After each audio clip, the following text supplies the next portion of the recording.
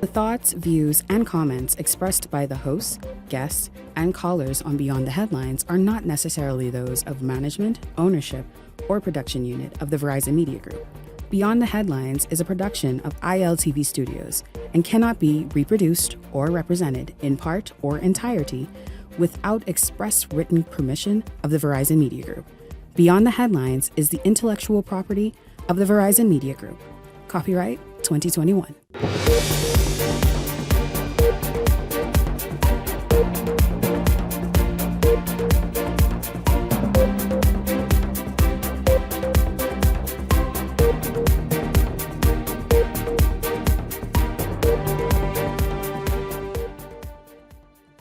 Tonight, the PLP starts a second term today as Prime Minister Davis is sworn in. Also tonight, former Deputy Prime Minister Desmond Bannister says FNM leader Michael Pintard must resign. He's live with me this evening. On the eve of the naming of some of the new cabinet, who do you think should go where? Well, tonight, we talk about who should make up the new Davis cabinet. This is Beyond the Headlines. Good evening. I'm Shanique Miller. It's great to have you along this evening.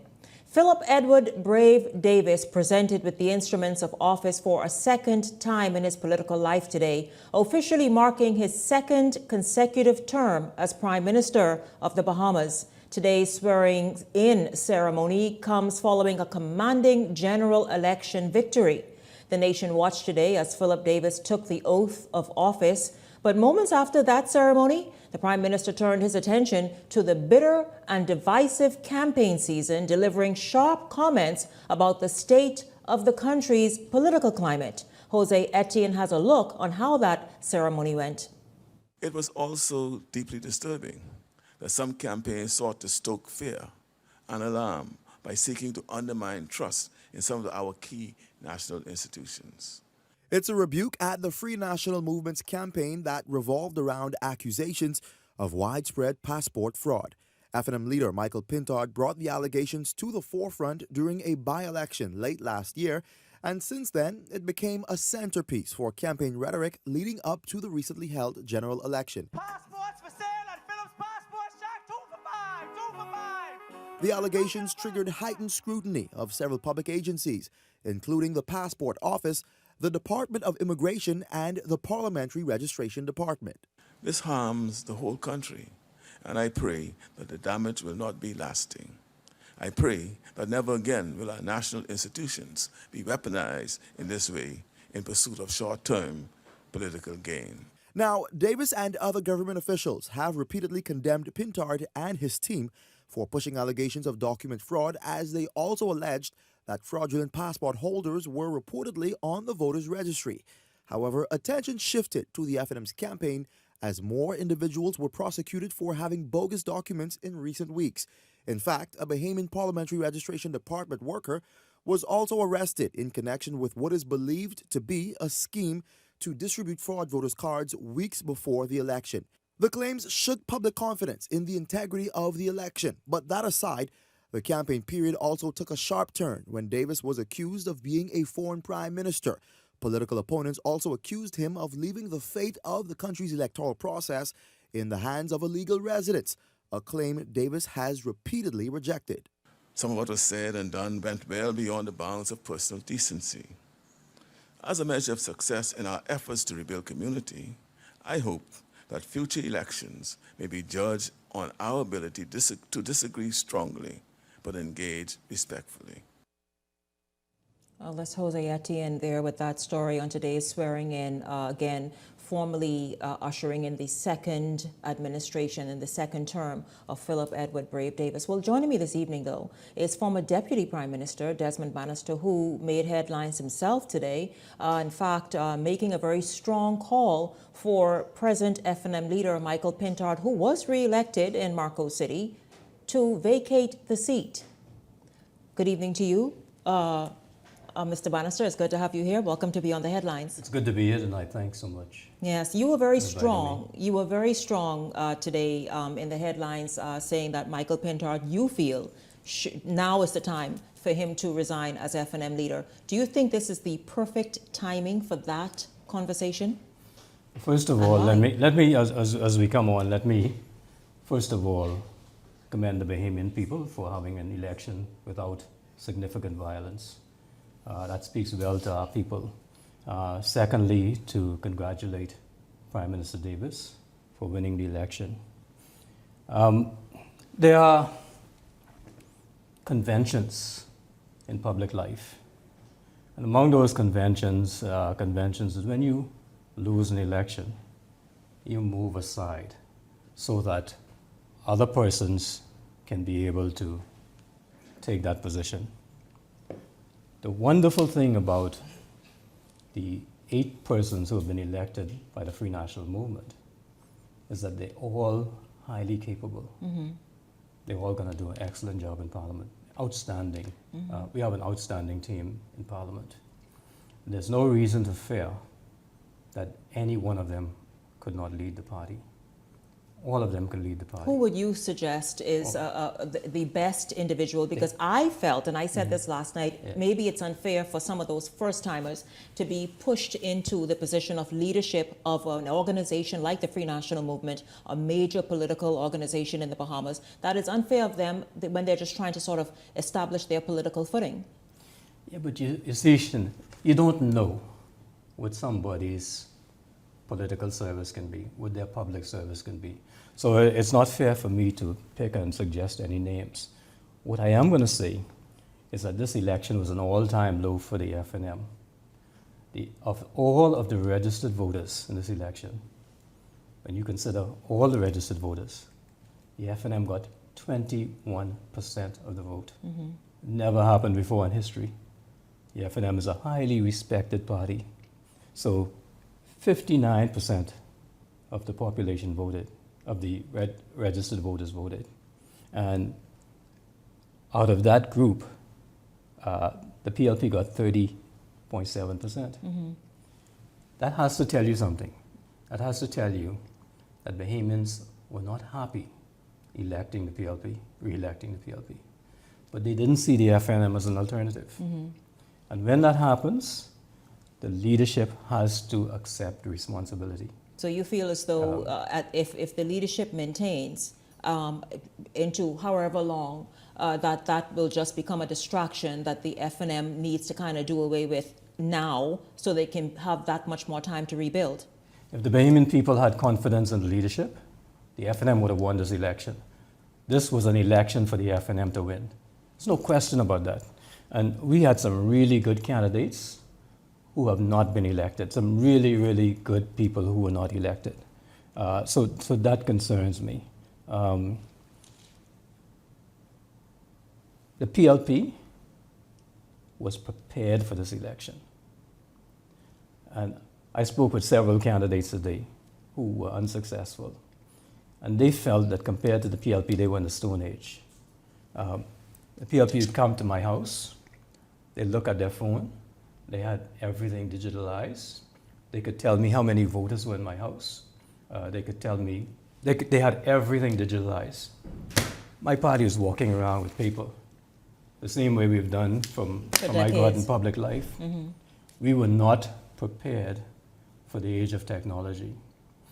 Obviously, we didn't bring the young people in who could advise the party how to be able to deal with a modern election. Well, you kind of answered this question, but I want you to maybe give another example, because you said that Philip Brave Davis outsmarted the FNM. Now, you gave one example in the fact that they just they focused in very, very much on technology. What other way do you think in this election season did Philip Davis, a man who is, I guess, in his early 70s, but obviously tuned in and paying attention, how else did he outsmart the FNM? Which other ways? Let me give you an example. I'll give you something. In the FNM, we look at R.M. Bailey as going home. If we have a rally at R.M. Bailey, that is very special in the FNM. You know what the Prime Minister did? He had his first rally at R.M. Bailey. The PLP had their first rally at R.M. Bailey, crowded the field, and the FNMs had rallies after that and could not match the PLP field. We lost our home field by being unable to match what they did on our home field.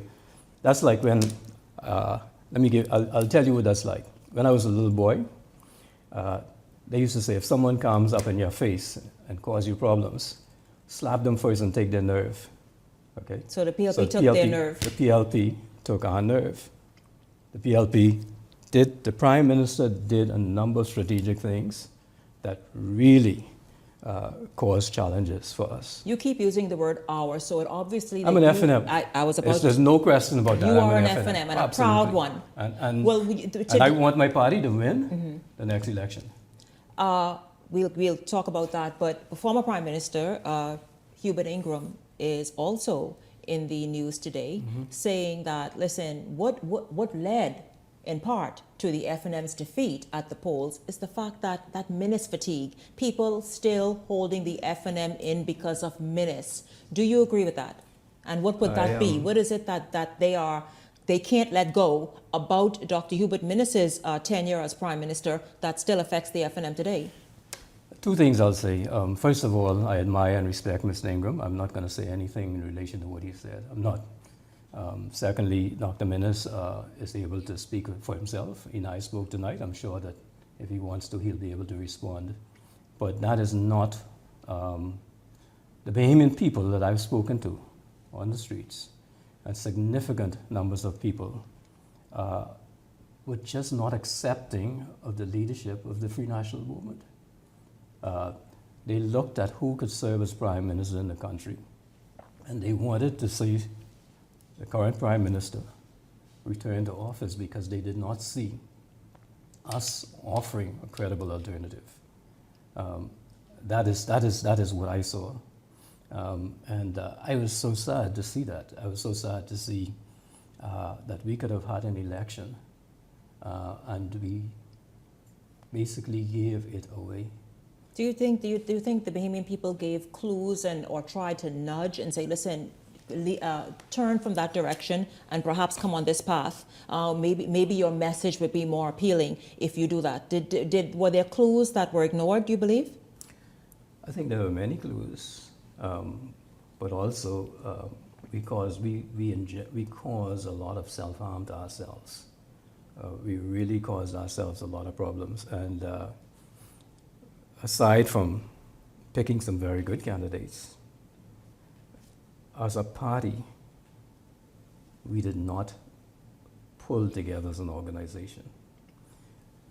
We have people we have FNMs in this country, hundreds of them, who felt that their party rejected them.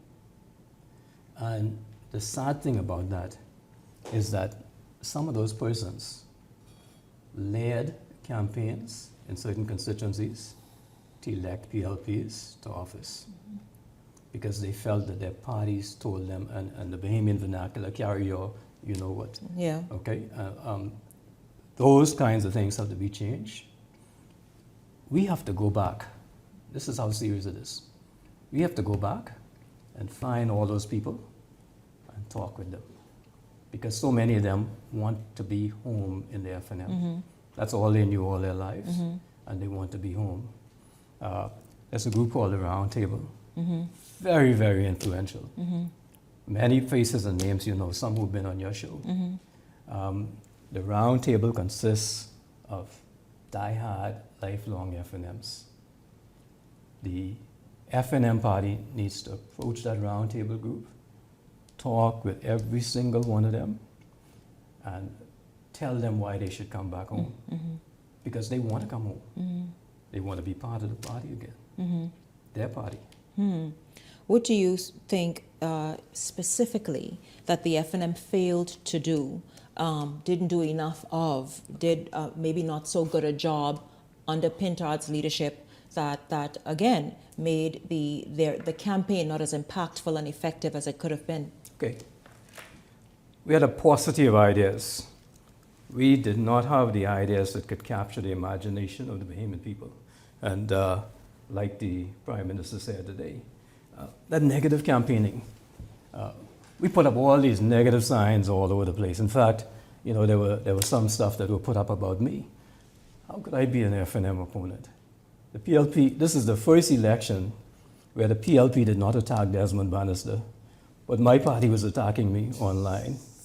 That made sense? So you're saying this was some of the issues right there when FNMs turned on each other and told them to see why out their way out of the door.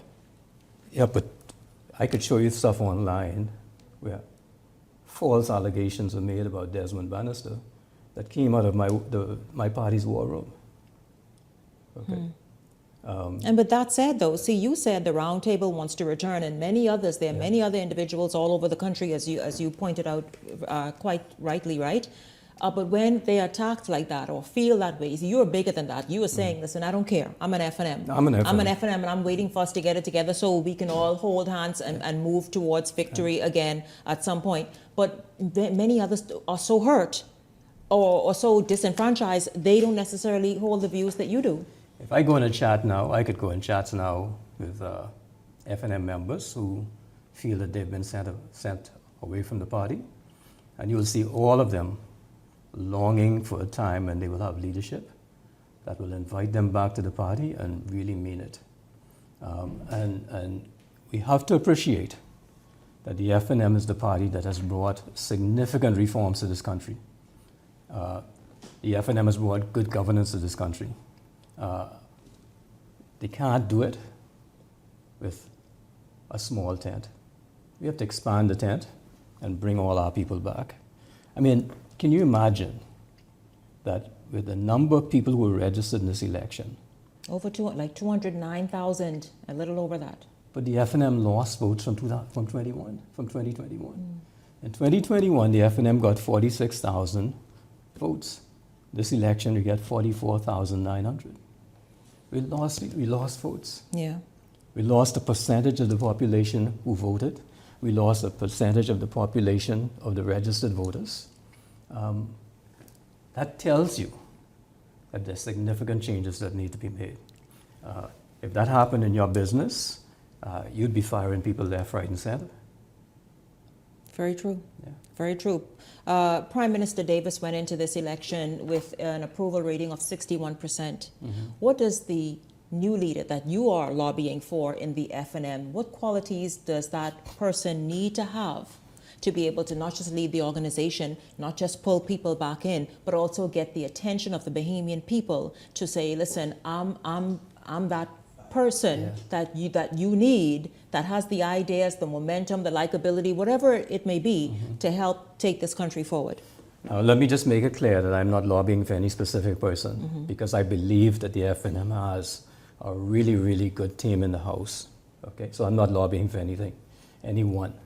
But if you're going to be leader at FNM, bring some humility to the job.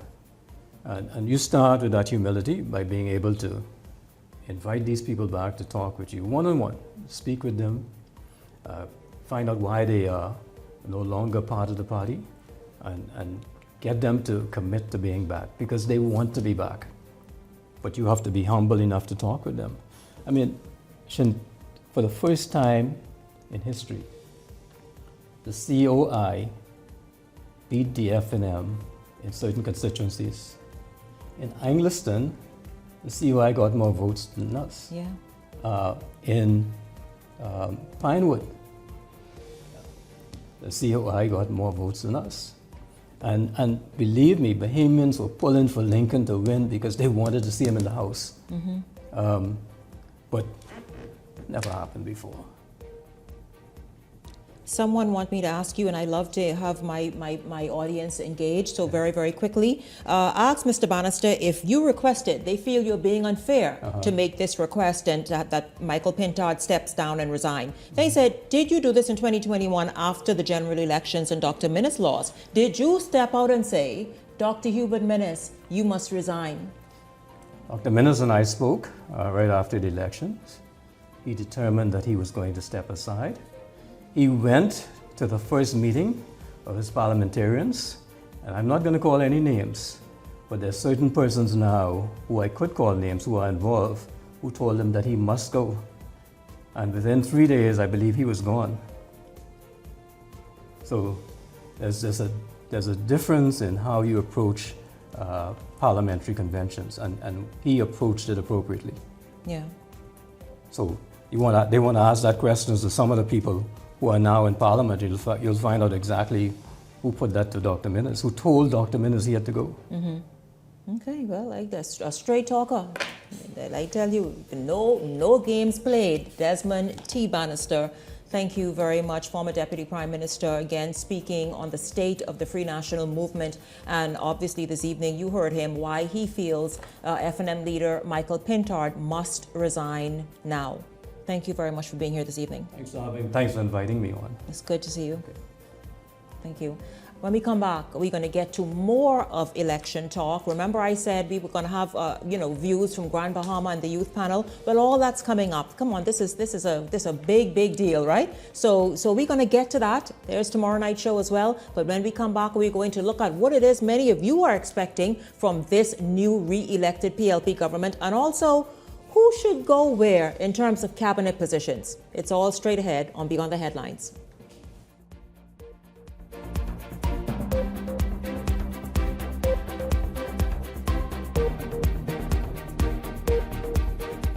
Hey, it's your boy Charlie Bahama here at Superwash, Superwash's newest spokesmodel. And I'm here to tell you about Superwash's large capacity washers and dryers for all your big loads. I know I see that Charlie Banana coming here just now. Luckily, it's also big enough for me to hide it. I thought he was right over here where these large capacity washer and dryers is. It's big enough now to handle your big loads, you know. Yeah, like your comfort on your blanket. But just look at us. Somebody forget to turn on the dryer. Oh, stop!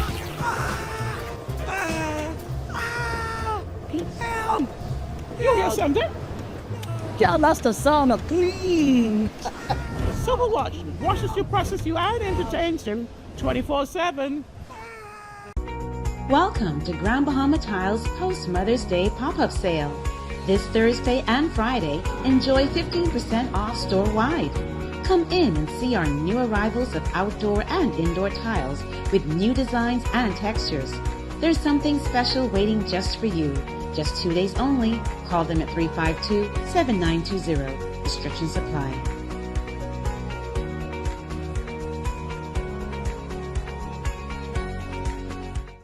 Comfort Suites Paradise Island is the best kept secret in the Bahamas. Located directly next door to the Atlantis Resort, you'll receive all the privileges of an Atlantis guest with all the benefits of a Comfort Suite stay.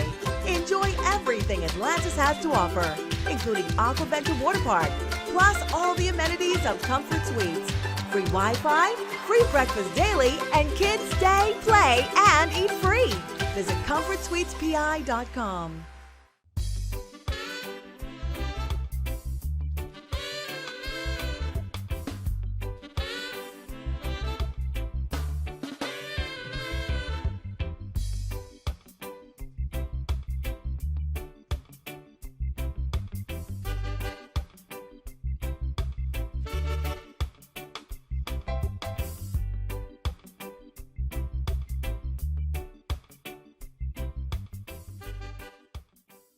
Five cars, catch the keys, don't blink, take these. Island Luck is giving away 5 brand new cars. Earn 10 reward points for a chance to enter and win. Enter weekly from Monday 12 a.m. to Sunday 2 p.m. Winners are announced Sundays at 3 p.m. on 103.5 The Beat and Island Luck Socials. 5 cars, 5 weeks. The more you play, the better your chances. Visit islandluck.com for more information. Catch the keys only at Island Luck. Must be 18 and over. Island Luck reminds you that it's only a game, so please game responsibly.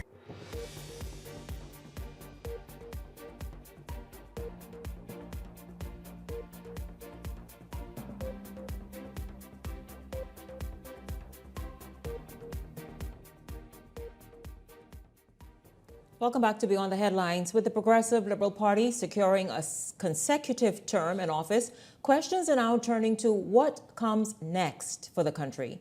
Rebecca Bain hit the streets today to hear what many of you expect from the government's new term in this story.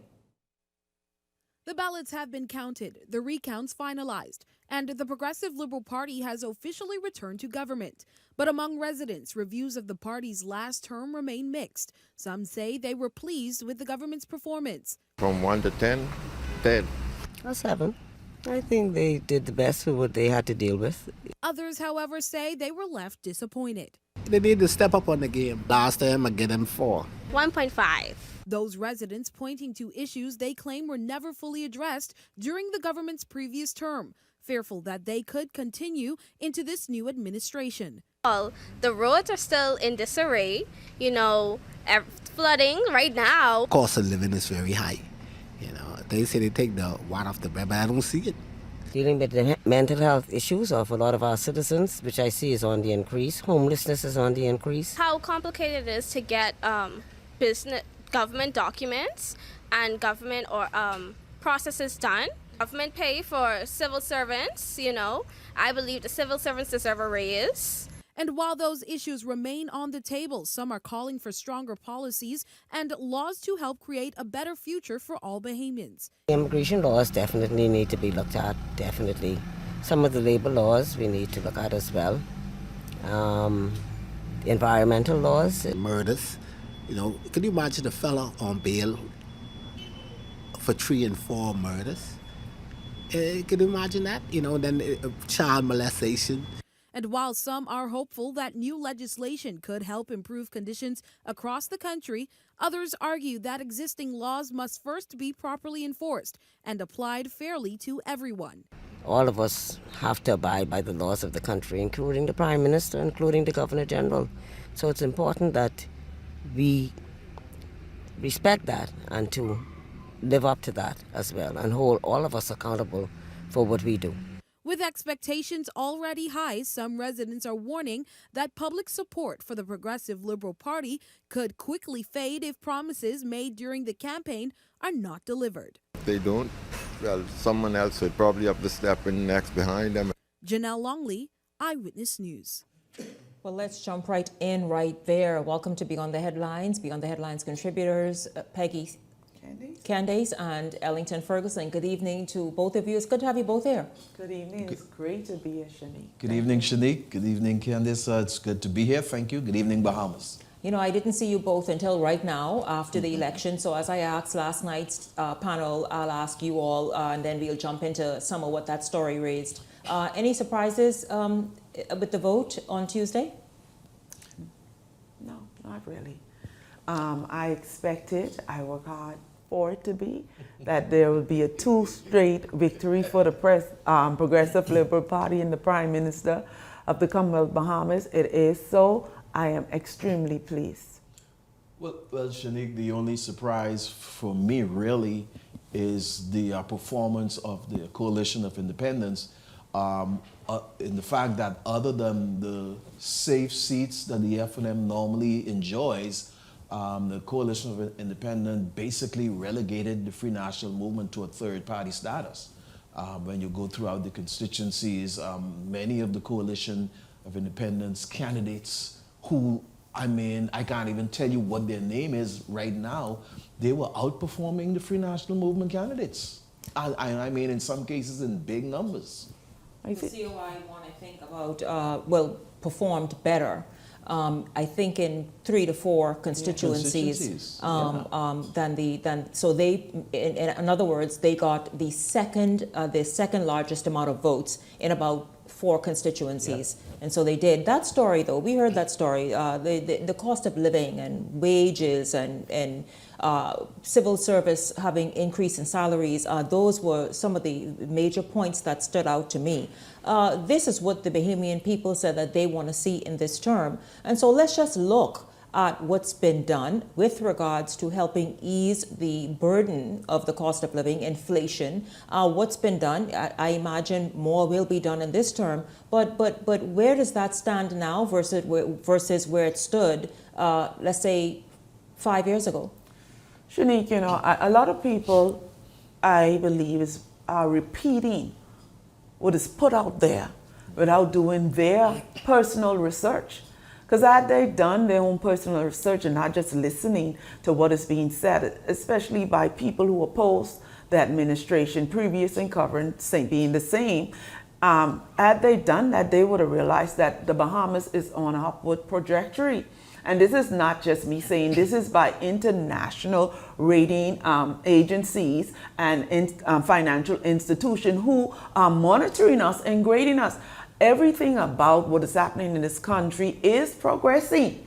And that is why the word choosing progress was so strong and people caught onto it, because if you look at it, and especially comparing it from 2020 and 2021, the Bahamas is far ahead of itself. Even inflation has gone down. The previous administration did everything that it could to make purchasing food and important essential items important, even when it came to the cost of electricity. Everything that is being put in place to make life easier for Bahamians in the Bahamas. The fact of the matter is, it is a process. It's not going to happen overnight, and that is why I am grateful that the majority of the persons who showed up on Tuesday support the Progressive Liberal Party's plan and idea for progress in our country, meaning working towards a goal. The PLP showed us their plan when they launched their what is it called? Blueprint. The blueprint for progress. Sorry, blueprint for progress. Also telling us you can go online and track the progress. And so I believe that they are sincere, and it's up to us to hold them accountable to what they said. Shanique, I would be the first one to hold this government or any administration in this country accountable for the things that they do or didn't do. And if I may, let me use Prime Minister Davis's own word. I think this is during their Saturday night rally before the election day. And he said, we didn't get everything right, but we are working. It's a work in progress. He said we were not able to complete everything that we promised, but we are working, the work continues. You cannot deny the things that this administration have accomplished over its last 4.5 years. You cannot deny the fact that this administration have seek to reduce the cost of living in spite of the external shocks that we have to deal with. You cannot deny the fact of this administration bringing down value-added tax. You cannot deny that. You cannot deny the fact of this administration working to build this economy to the point of, in the last fiscal year, 2 major upgrades. You cannot deny the fact that the country is on a footing of economic growth and economic development. You can't deny those things. Those things are recognized by international agencies, and so the administration is doing what they need to do to take the country in the right direction. I think there's a lot more work to do. There's a lot of other things that they need to be dealing with right now, but you cannot deny that they have done a pretty good job with the economy. Shanique, if we also look at a number of family islands, that in 4.5 years, the work that was done on these family islands, let's look at Central South Eleuthera, let's look at Cat Island. It is a great achievement on both of those islands. When the stadium in Eleuthera, South Eleuthera, the docks that were refurbished and rebuilt. Energy reform. Energy reform. When you look at the number of miles of roads that were paved, and it's going on into North Eleuthera. When you look at Cat Island, the accomplishments. In 2021, I know personally of sharing pictures of people sitting out in tents and broken this and broken that in Cat Island. And Cat Island has almost been rebuilt 4.5 years. And people will say, oh, they ain't do nothing, or they ain't do enough. But you have to give credit with credit if it's due if you want to be credible in your conversations. Well, I want to ask you all this as we shift gears, still obviously on the newly elected government, and obviously who will help form the executive team of the Davis administration. So get this, you all. The Davis administration is set to swear in the first members of its cabinet tomorrow. That'll happen tomorrow, you all. I'll tell you, the Office of the Prime Minister says the Deputy Prime Minister and Minister of Finance and the Attorney General will all be sworn in during a ceremony at Government House. Now, under its first term, Prime Minister Davis served as Minister of Finance and Ryan Pinder served as Attorney General after an appointment to the Senate. Chester Cooper is expected to be named Deputy Prime Minister once again. Now, I want to ask you this. We can speculate. We can speculate that obviously Chester Cooper will be named Deputy Prime Minister. He's the deputy leader. Will he retain and remain as Minister of Tourism, you all think? And of course, that's tourism, aviation, and investments. Do you think that maybe he performed well enough and impressively enough the last term that maybe he should get that appointment again? I think so. When you consider record-breaking numbers in tourism arrival, Chester Cooper and his team at the Ministry of Tourism, Aviation, Investment, they worked relentlessly. He went on the road personally to promote this country many times during the last term.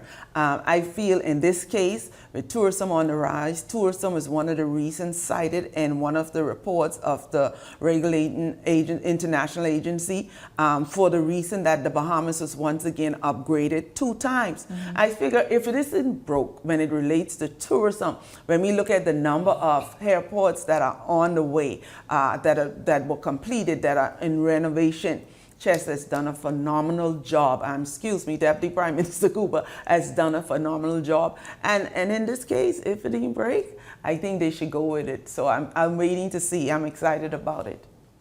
It's a great possibility, Shanique. The Prime Minister doesn't have to. He is not pressed to do so. He can choose to shift things up if he so desires. But yes, Deputy Prime Minister Chester Cooper has done a wonderful job in tourism in the last administration. And I don't see, I wouldn't have a problem if the Prime Minister decided to continue to use him in that. However, sometime as Prime Minister, they want to shift people around to pull out of others what he sees in them as Prime Minister. Yes, of course, there's been talk. We will see. we will see who the Attorney General actually is tomorrow. But there's been talk that perhaps Wayne Monroe will be appointed Attorney General. Do you think, for example, when it comes to works, I've heard on this show before, and this is before election, Howard Johnson went out on a limb and say, listen, should the PLP be reelected, Clay Sweeting should not only remain Minister of Works, but also have some sort of portfolio or straddle the fence with energy. I was like, Howard, now you sound like you're tripping a little bit. But should Clay Sweeting be reappointed Minister of Works, you think? That is another minister from the previous administration that has been an overachiever. When you look at not only Lutra, but other islands, New Providence and Kulin, he has done an amazing job. When it comes to Eleuthera, he has outperformed over 50 years of representation in Eleuthera. So there are some people, I don't think something should be added to Clay's portfolio, especially Ministry of Energy when Minister Jobeth Colby Davis, she took on energy and she's transforming the sector. I think it is wise that she continue to do what she started. And so I trust the Prime Minister's judgment, and I would support it. As you mentioned Clay Sweeting, I think Clay Sweeting, you can take him in energy, tourism. He is such a phenomenal, hard-working young man. I think Clay Sweeting will do good in whatever ministry you put him in because he's focused and he's energetic and he gets out there and gets his job done. You mentioned about Jobeth Colby Davis with energy. I think and again, the Prime Minister's at liberty to do all this stuff. He knows that, and we all know that. But he may want to continue in that vein with the person who already communicating and dealing with those people as this transformation of energy process continues. But yeah, Clay Sweeting, you could put him in any ministry, and Clay Sweeting will do well. We also know, of course, others who held cabinet posts were Pia Glover Roll, Keith Bell. We mentioned a moment ago Jobeth Colby Davis. There was Zane Lightbourne. Michael Halkitis, I think you're going to see him right back in finance. I believe Michael Halkitis, of course, held a cabinet post. Dr. Michael Darville held a cabinet post, a whole lot. But then there is a newcomer that perhaps I've been hearing sip that where he might be posted. Sebas Bastian, should he make up this new cabinet? And if so, we've been hearing suggestions of maybe housing. Your thoughts? Well, I was just gonna say during the rollout of I keep forgetting the word. Blueprint yes. Of progress. Mr. Sebas did a speech and his topic was housing. And I told somebody yesterday, I said, if I go by what he spoke on, I would think that he would be placed as the Minister of Housing because his passion is uplifting and building homes. And he spoke to that during that rollout, and I would not be surprised. Shanique, about Sebastian, he's a builder, he's an empower, he's transformative and innovative in his thinking. I think he could be placed anywhere. I've heard his name circling around in housing, and if that happens, but he's already demonstrated his ability to build community, to build people, and to motivate people to get out there and make something of themselves. So again, wherever he go, I'll be happy with it if it's allowed. Once again, the cabinet positions, particularly those top three positions in the cabinet that I mentioned, will be done tomorrow. They will be appointed and obviously given their instruments of appointment tomorrow morning. And of course, we will talk about that tomorrow evening. Meanwhile, stay exactly where you are. Beyond the Headlines is back right after this.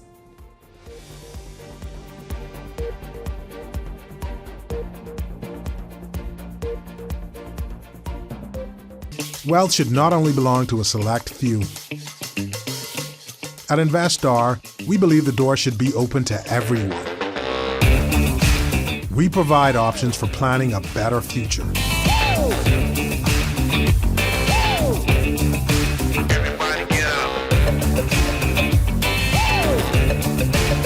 Our investment funds are designed to assist you in reaching your long-term financial goals.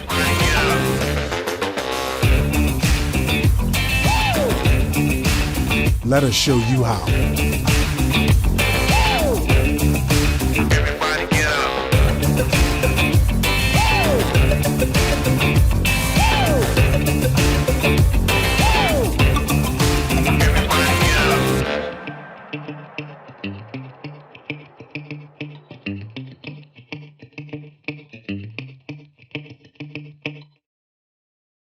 Welcome to Paradise Premium Foods, where exceptional taste meets everyday convenience.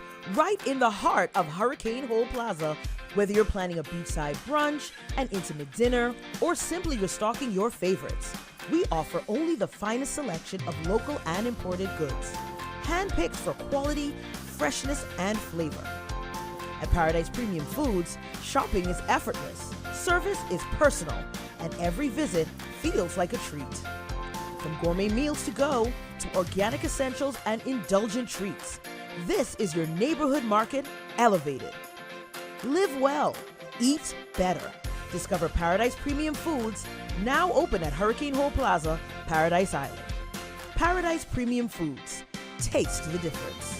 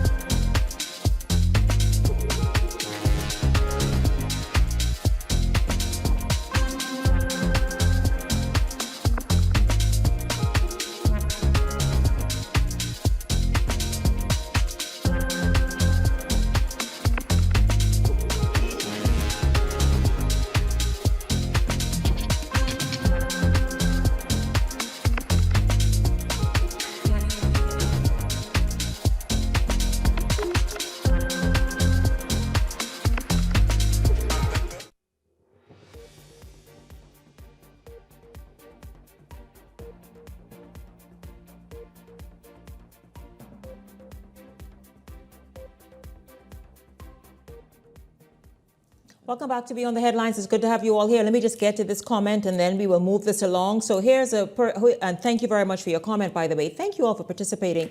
So here is this viewer. Sabah should have business development related posts or a post. Let him go and make money for the Bahamas. As for JoBeth Colby Davis, social services. Whoa, what do you all think about that? I don't know if I see a JoBeth Colby Davis in social services. And Sabas, will we know anything to do with helping grow the economy? Sure.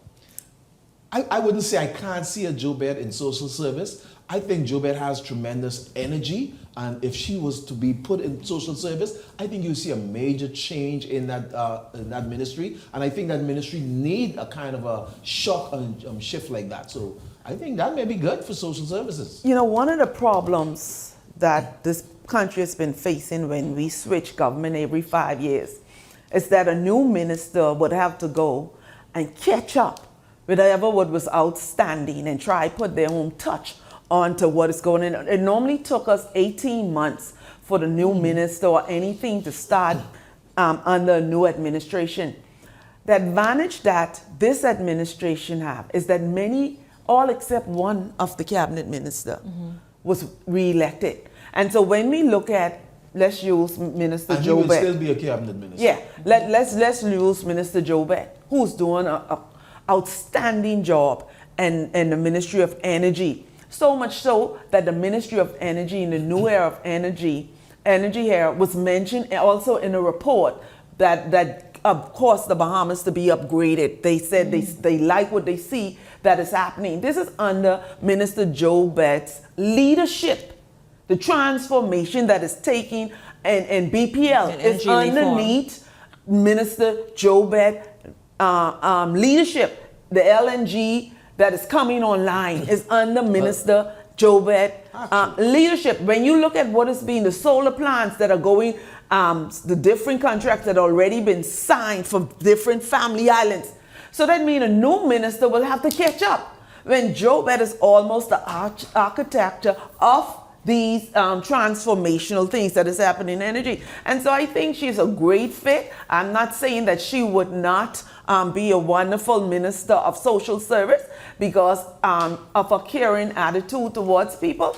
But right now, what is happening in the new era in energy, I think she needs to continue. I agreed with that. A steady hand. Well, listen, as before we move on to one of those cabinet ministers who will be reassigned elsewhere, I'd like to kind of inject in here about the political season and media houses.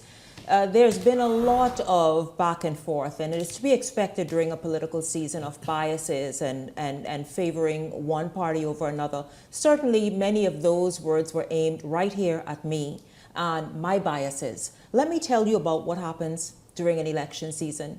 All political parties are made well aware, well in advance of this.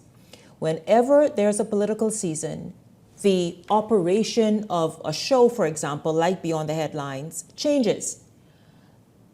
Political parties are made aware that to appear, whether it's an interview, whether it's you and your party, whether it's a special show, whether it's covering of a rally, that those things then must be facilitated through the sales and marketing department. It doesn't just happen here. It happens everywhere in media.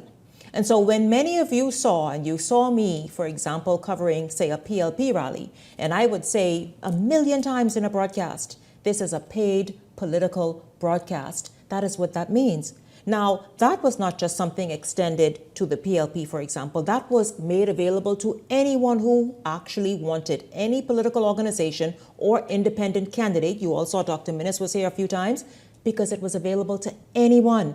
I did not select, choose, and refuse who could sit here with me or where I went to cover. I was simply told, Shanique, so-and-so has purchased this amount of time on the show, or you are assigned to wherever it is. And I went and I provided the best coverage I could. And so, Bahamians, let us all go higher. How about that? Yeah, that's the boss words, but that's in his theme. But no, I say that to say because we do ourselves a disservice when we choose just to be lackluster, when we choose to act that way and show up that way. Furthermore, it was on the screen in every broadcast, paid political broadcast. We didn't make that up. That was there because monies were exchanged for media coverage. And so this happens and has been happening for years in media. It wasn't just invented this election season. It's been happening. This is how media houses make their money. They look forward to an election season because they know that's one of the times in the life of a media house where they are guaranteed to make extra money. So let's read more. Let's read more this term in 2026 and beyond. Let's do that. Let's read more. Let's pay attention. Let's understand what's being said, not being fed by whomever it is that you're listening to, pay attention as well. And even if you listen, but listen also to what someone else is saying, so then you can go and make a better, more rounded, well-informed decision or conclusion. And so let's just do that. I just needed to say that this evening, and I hope that that registers. Meanwhile, you all, you all wanted to jump in? Let me briefly say on that. I really did feel some kind of way when we were doing that, because I knew that it was a paid political broadcast. I was just hoping that some of the other parties would have stepped in and do the same thing. I would have loved to be at some of those rallies and to really explain and express like I did at the Progressive Liberal Party rallies that paid for your show. I would have loved to be at the F&M rallies and kind of be there on site and explain whatever energy, whatever was going on there, rather than just watching it from a distance. So you're absolutely correct. Shanique, amazingly, I'm going to use somebody as an example. They were included in the panel from Grand Bahama, and they came on the show and made their contribution. And about a few days later, I see him dragging you, tearing you down, criticizing, making fun of you. Listen to me. Some people just can be that way. I mean, you could make your little polite speech and they already cussing you out on the live feed. Because if they cannot control you, some of them can't articulate a sentence, but they can tell you should say it like this, and you should say, I think it's fun for them. And then they're on their biases shows. Because I know I've personally referred to a media house as the F&M best PR agency. And I'm reading them. I even stopped after a point because it was vexing my spirit because they were so blatant. But because it appealed to some people, no complaint. And one thing I admire about the PLP campaign strategists, they didn't follow up. They just kept focused. The message was progress, progress, progress. And some of y'all need whip whopping. It's quite disappointing. It is very disappointing when we don't, as a people, mature and force ourselves also to just become more intellectually engaged. And to make sense in what it is that we say, we believe, and we think. Let's just do that. Not to do me a favor, but just to become more informed, so that we all move forward better, on a better footing. You understand? Well, let's just talk about this, you all. A new cabinet role is being set aside for former National Security Minister. So we see Wayne Munro, who was defeated at the polls in Freetown, will not be reappointed as National Security Minister. He suffered, of course, you all know, a stunning defeat on Tuesday, becoming the only PLP incumbent to lose his seat as Member of Parliament for Freetown. Now, Munro, who was elected in 2021, lost to F&M Vice Chairman Lincoln Deal in a close race that saw, and let me tell you, that race was very close. It was just under 20 votes, in fact, that separated. But I know that he would do well. Yeah, I think it's about 16, about 16, in fact, about 16 votes that separated Munro and Deal. But, of course, Deal is winner. That's just how it is. And so, of course, here's what Munro had to say today. And I feel good. The Prime Minister has been sworn in to commence the second consecutive term of his administration. I am disappointed in the outcome in Freetown. I'm not devastated. I'm not demoralized. As I said, Freetown is my ministry. I was sent there by the late Archbishop Gomez. I continue to be there a quarter of a century later. I don't intend to change my church. I don't intend to change my ministry. I'll still be there for the people as I was before. After what appeared to be a defeat, I have had people coming and commiserating and highlighting what I've done for them. Some of it, even I forgot, because I'm not the type of person to go out and bring cameras with me to show me helping people, because I think that offends their pride. But it was really comforting for people who I have helped over the 5 years and beyond to see that they feel a need to comfort me. It's as if they took it harder than I did. But to hear feedback that people appreciate what you did is very heartening and comforting. Well, there's Wayne Munro. Of course, we all know that he will be the country's chief legal advisor, meaning Attorney General. But let's just talk about something Wayne Munro said, because I'll tell you, when we did temperature check which was, and I'm happy that you all loved it. You all opened your hands. In fact, you all want temperature check to continue. What are we going to be what temperatures are we checking? Let me just figure it out, okay? Let me figure it out. But Wayne Monroe said, and I've heard it said, because after we did temperature check on Freetown, and I was told, Shanique, y'all weren't fair. Monroe has been working. He has been helping people in Freetown. He doesn't believe it should be put out there to I guess, demean whomever it is he's giving a hand to. And I said, I understand you and I hear that. But Monroe should understand, and you heard him say just now, again, he does not believe in parading people around and saying, hey, look what I did. But also, in this game of politics, you've got to publicly, Peggy and Ellington, you've got to put it out there. That's the only way people know that, listen, this person is actually showing up, working, and making a difference. A large part of politics, Shanique, is about optics. And you cannot be doing things out there and people don't know. Someone once said that when you do things like that, it's like a man winking at a woman in a dark room. She can't see you, buddy. Turn the lights on. And that's what it's all about. Turn the lights on. People need to know, even though you may not have come through this corner and do something for me. But if I see you busy all through this constituency doing stuff, touching people in this constituency, I can say, well, he didn't get to me, but this is a busy man. He's touching people's lives in this constituency here and there. Wayne Monroe, decent man. And again, he talked about he's done many things, some that he even forgot. You've got to put it out there. That is simply what politics is. You've got to put it out there, make sure people know that this member of parliament is involved and is engaged in their constituency.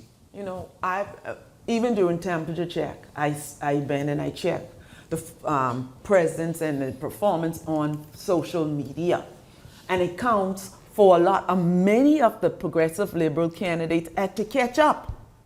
And I know they had to catch up because I went on their page, I took some of the material and I created TikTok videos and I shared them. And some of the time it was the first time people were aware of what they're doing. In politics, if the people don't see it, you ain't doing it. That's right. You ain't doing nothing. They ain't doing nothing. I want to applaud also our politicians in this election season.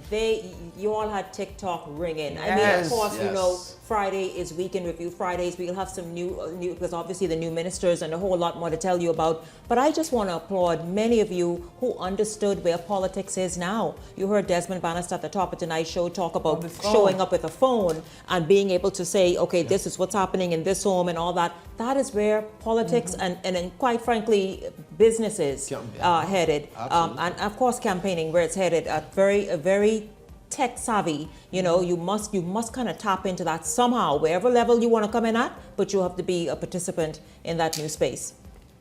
Peggy, what you want to say? No. I'm just saying, agreeing with you. Oh, absolutely.